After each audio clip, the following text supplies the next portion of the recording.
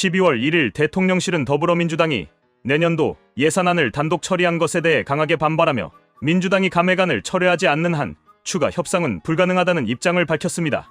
이는 여야 간 예산안 협상이 파행을 겪고 있으며 정치권의 갈등이 한층 더 심화되고 있음을 보여주는 사례입니다. 대통령실 고위 관계자는 이날 기자들과 만나 야당이 헌정사상 초유의 방식으로 일방적인 감액안을 통과시켰다며 협상의 시작점은 감액안 철회라고 강조했습니다. 민주당은 지난달 29일 국회 예산결산특별위원회에서 정부가 제출한 예산안에 증액 없이 감액만 반영한 수정안을 단독으로 의결했습니다.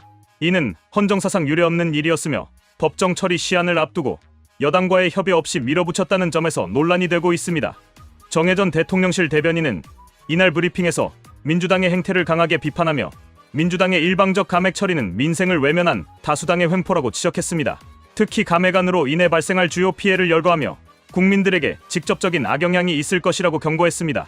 정 대변인은 특수활동비 삭감으로 인한 마약 및 민생, 범죄 대응 약화 재난재해 대비 예산 삭감, 국제 통상환경 변화에 대한 대응력, 저하 소상공인과 자영업자, 지원 예산 축소 등을 구체적으로 언급하며 이 모든 피해는 국민에게 돌아갈 것이며 이는 민주당의 책임이라고 주장했습니다.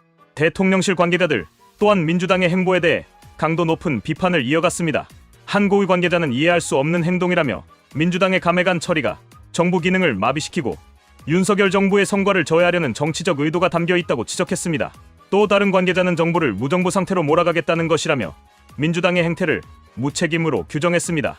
대통령실 내부에서는 이 같은 민주당의 행보가 정치적 의도에서 비롯된 것이라는 공감대가 형성된 상태입니다. 대통령실은 또한 헌법 57조를 근거로 민주당이 감액 예산안을 강행할 경우 준예산 체제로 전환할 가능성을 언급하고 있습니다.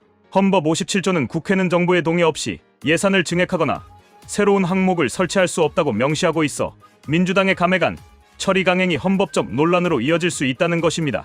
준예산은 새 회계연도가 시작되는 1월 1일까지 예산안이 국회에서 처리되지 않을 경우 필수 경비를 전년도 예산에 준해 지출하는 제도입니다.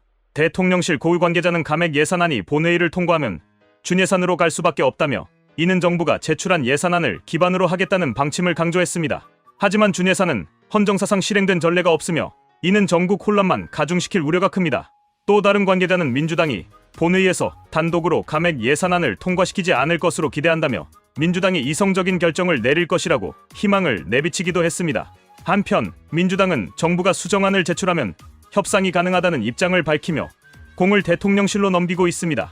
이재명 민주당 대표는 1일 포항에서 열린 즉석연설에서 정부가 수정안을 제출하면 이후 협의가 가능하다고 말했습니다.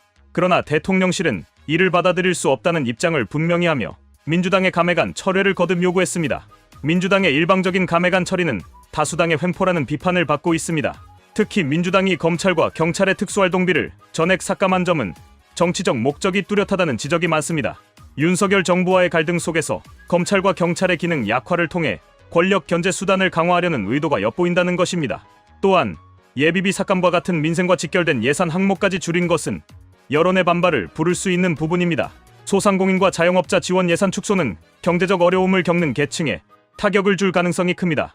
이에 대해 대통령실은 민주당의 이번 행태를 민생을 볼모로 삼은 무책임한 정치적 도박으로 규정하며 강하게 반발하고 있습니다. 이번 예산안 갈등은 내년 총선을 앞둔 여야의 정치적 대립이 고조되고 있음을 보여줍니다.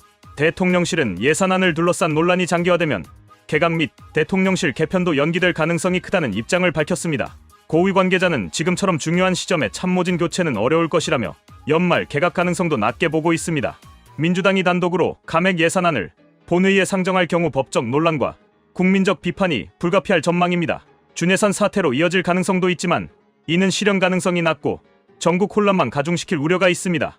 결국 이번 사태는 민주당과 대통령실 간의 신뢰 회복이 관건이며 협치를 통한 민생 해결이 요구되고 있습니다. 그러나 여야 간 대립이 첨예화된 상황에서 단기간 내 해결책을 찾기는 쉽지 않아 보입니다. 여야가 정치적 이해관계를 넘어 민생을 우선시하는 태도로 협의에 임하지 않는다면 이번 예산안 논란은 더욱 심각한 전국 경색으로 이어질 가능성이 있습니다.